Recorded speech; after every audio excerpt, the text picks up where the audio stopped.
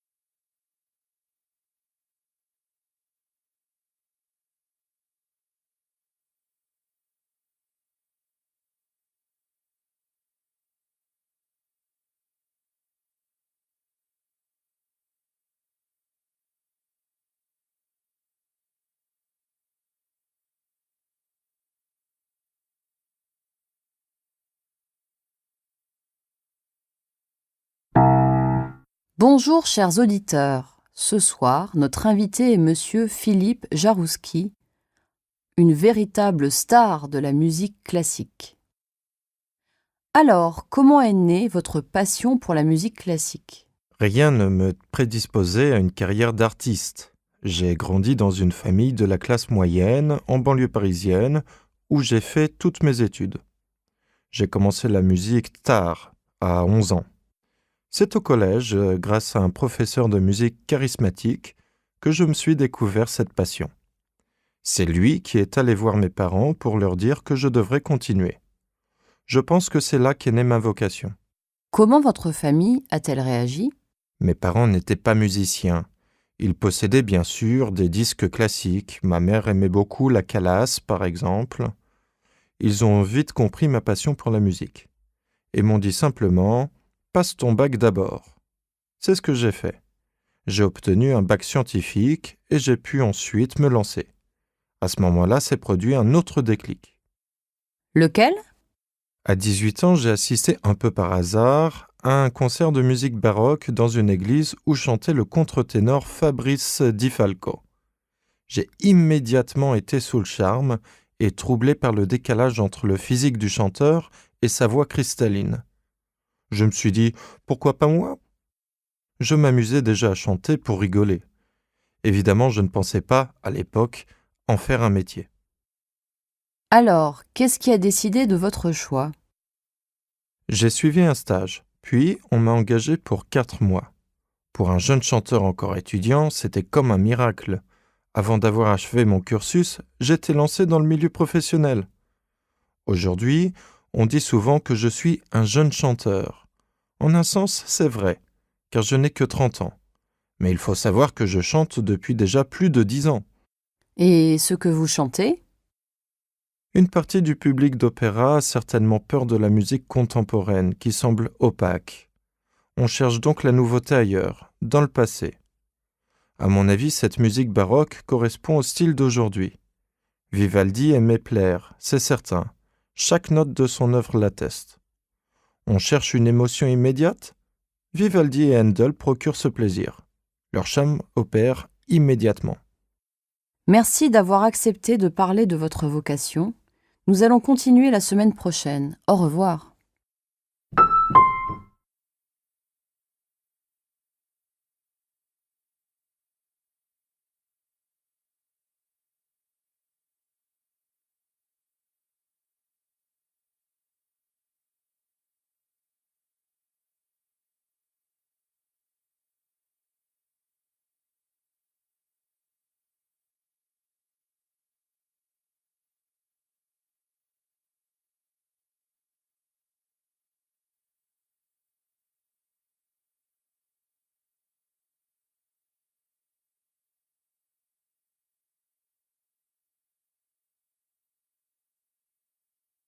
Wysłuchaj tekstu do tego zadania jeszcze raz. Bonjour chers auditeurs. Ce soir, notre invité est monsieur Philippe Jarouski, une véritable star de la musique classique. Alors, comment est née votre passion pour la musique classique ? Rien ne me prédisposait à une carrière d'artiste. J'ai grandi dans une famille de la classe moyenne, en banlieue parisienne, où j'ai fait toutes mes études. J'ai commencé la musique tard, à 11 ans. C'est au collège, grâce à un professeur de musique charismatique, que je me suis découvert cette passion. C'est lui qui est allé voir mes parents pour leur dire que je devrais continuer. Je pense que c'est là qu'est née ma vocation.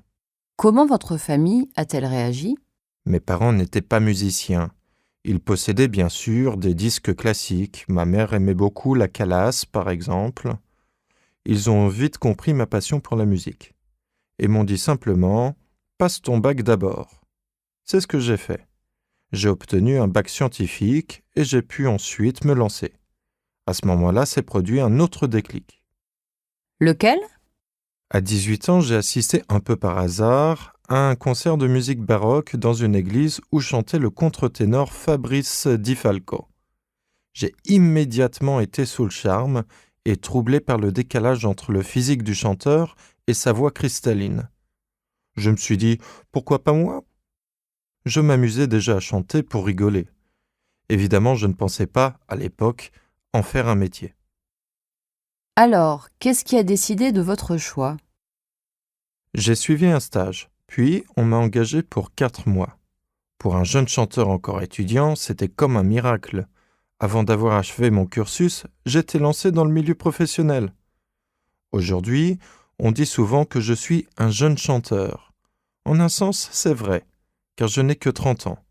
Mais il faut savoir que je chante depuis déjà plus de 10 ans. Et ce que vous chantez ? Une partie du public d'opéra a certainement peur de la musique contemporaine qui semble opaque. On cherche donc la nouveauté ailleurs, dans le passé. À mon avis, cette musique baroque correspond au style d'aujourd'hui. Vivaldi aimait plaire, c'est certain. Chaque note de son œuvre l'atteste. On cherche une émotion immédiate ? Vivaldi et Handel procurent ce plaisir. Leur charme opère immédiatement.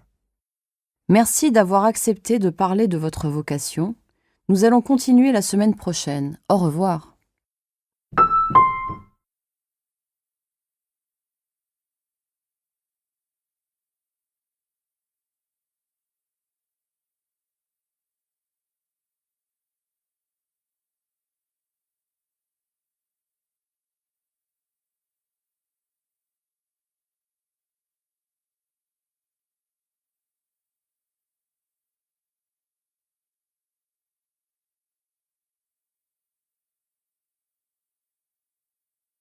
Przenieś rozwiązania na kartę odpowiedzi.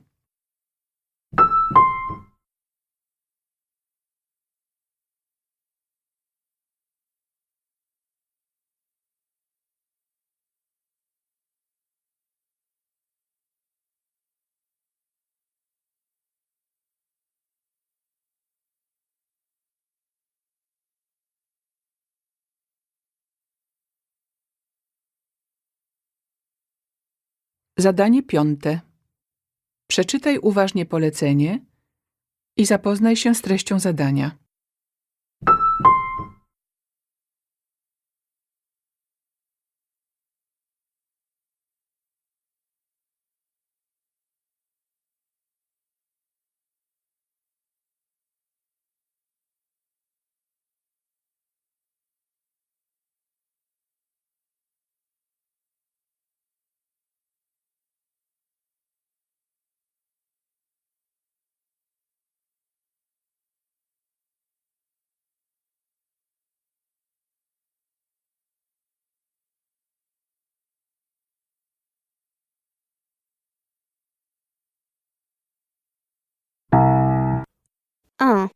Pour découvrir la France, vous pouvez consulter le site de la Fédération nationale des offices du tourisme ou celui de Maison de la France. Si vous restez à Paris, allez à l'office de tourisme et rendez visite aux maisons régionales. Si vous voyagez à travers la France, vous pouvez vous adresser directement aux comités départementaux et régionaux du tourisme. 2.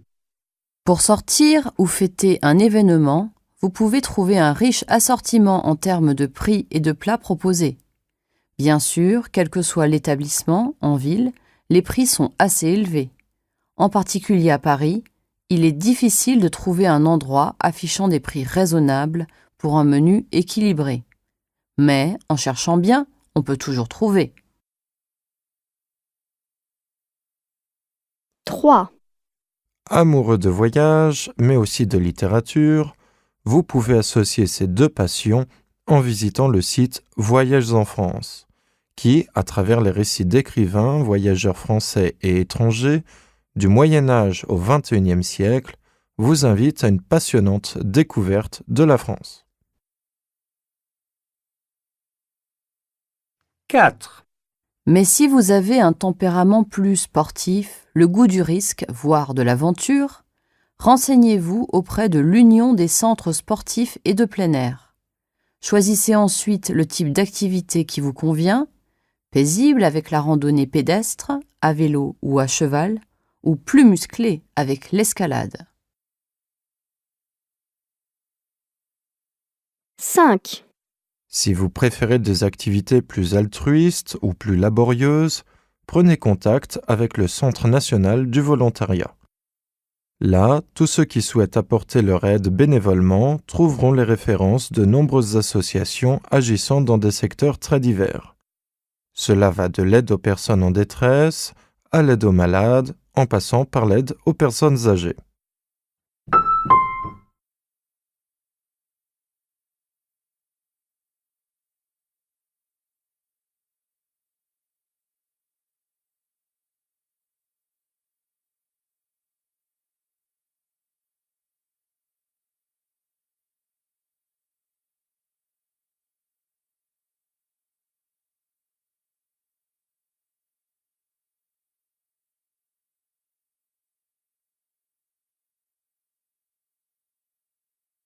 Wysłuchaj tekstu do tego zadania jeszcze raz.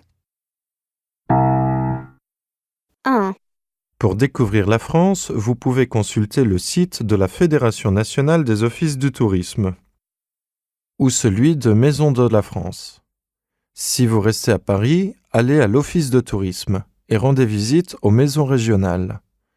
Si vous voyagez à travers la France, vous pouvez vous adresser directement aux comités départementaux et régionaux du tourisme. 2. Pour sortir ou fêter un événement, vous pouvez trouver un riche assortiment en termes de prix et de plats proposés. Bien sûr, quel que soit l'établissement, en ville, les prix sont assez élevés. En particulier à Paris, il est difficile de trouver un endroit affichant des prix raisonnables pour un menu équilibré. Mais, en cherchant bien, on peut toujours trouver. 3. Amoureux de voyage, mais aussi de littérature, vous pouvez associer ces deux passions en visitant le site Voyages en France, qui, à travers les récits d'écrivains, voyageurs français et étrangers, du Moyen Âge au XXIe siècle, vous invite à une passionnante découverte de la France. 4.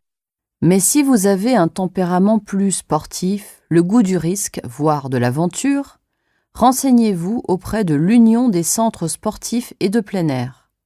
Choisissez ensuite le type d'activité qui vous convient, paisible avec la randonnée pédestre, à vélo ou à cheval, ou plus musclé avec l'escalade. 5. Si vous préférez des activités plus altruistes ou plus laborieuses, prenez contact avec le Centre national du volontariat. Là, tous ceux qui souhaitent apporter leur aide bénévolement trouveront les références de nombreuses associations agissant dans des secteurs très divers. Cela va de l'aide aux personnes en détresse à l'aide aux malades, en passant par l'aide aux personnes âgées.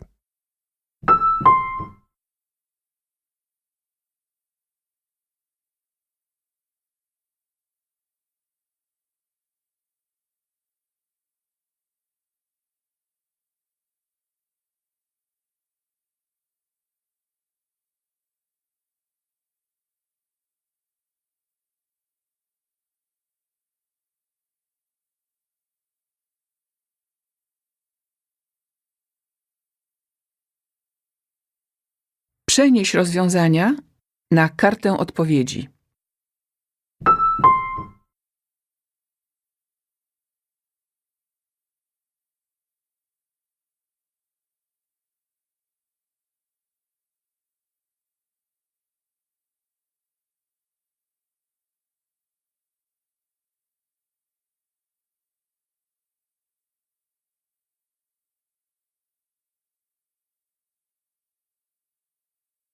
Zadanie 6.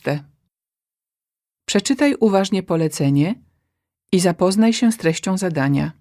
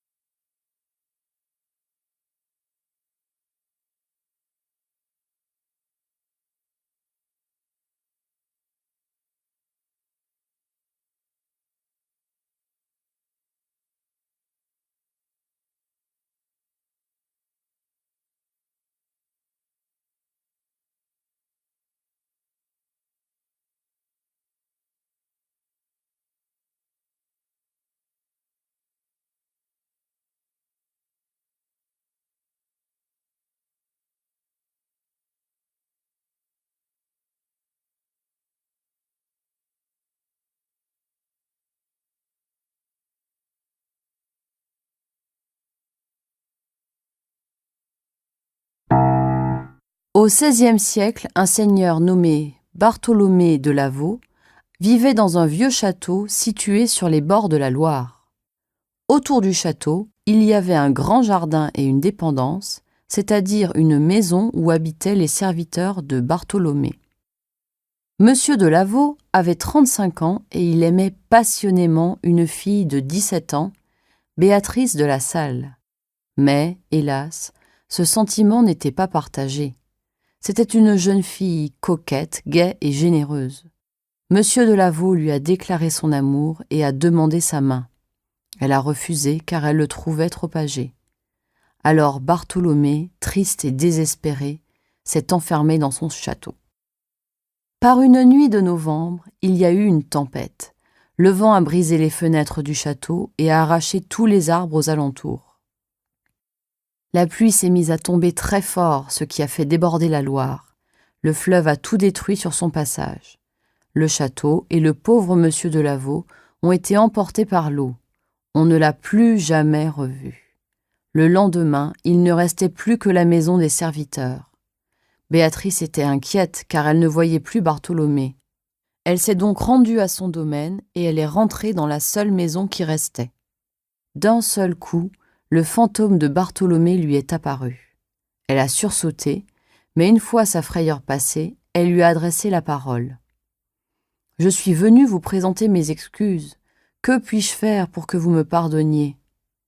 Je vous pardonne, à condition que vous habitiez ici et rendiez cet endroit prospère et merveilleux. » Mademoiselle de la Salle a donc rénové la maison et s'y est installée. Elle a fait venir des pêcheurs qui ont créé un port. Le port devenait de plus en plus prospère. Ainsi sont nés le village et le port de Lavaux.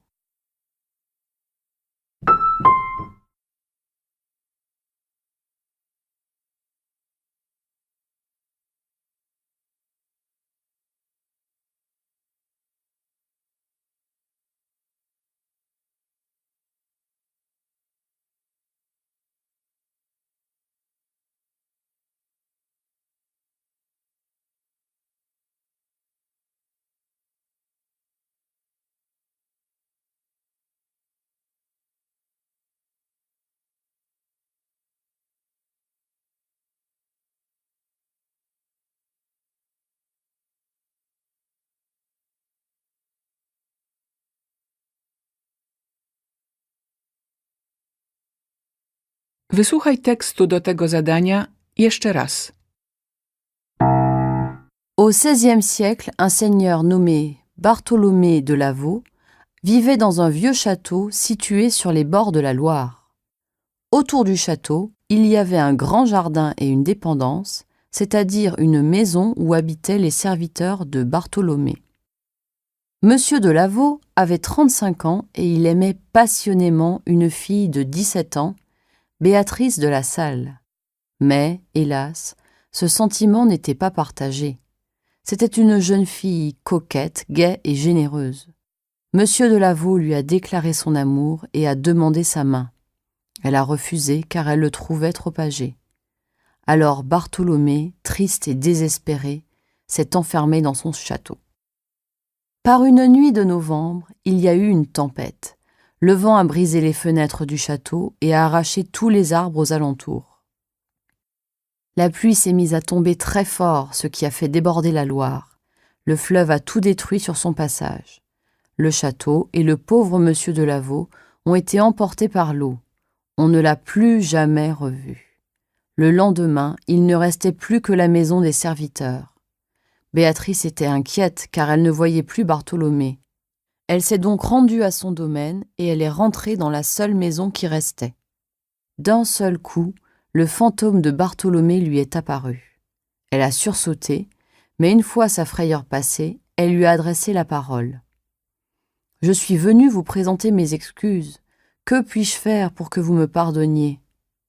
Je vous pardonne, à condition que vous habitiez ici et rendiez cet endroit prospère et merveilleux. » Mademoiselle de la Salle a donc rénové la maison et s'y est installée. Elle a fait venir des pêcheurs qui ont créé un port. Le port devenait de plus en plus prospère. Ainsi sont nés le village et le port de Lavaux.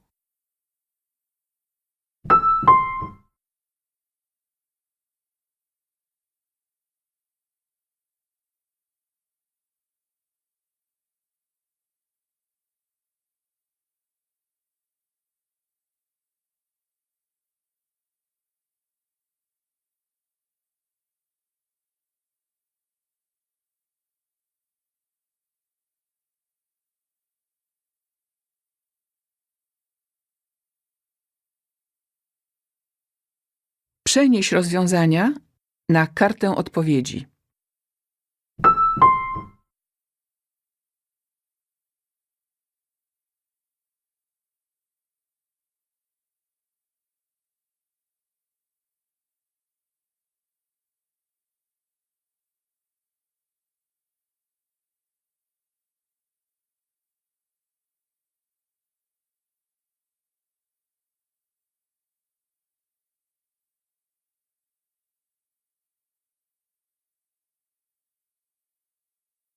Czas przeznaczony na tę część egzaminu minął. Sprawdź, czy wszystkie rozwiązania zostały przeniesione na kartę odpowiedzi. Następnie przystąp do wykonywania pozostałych zadań.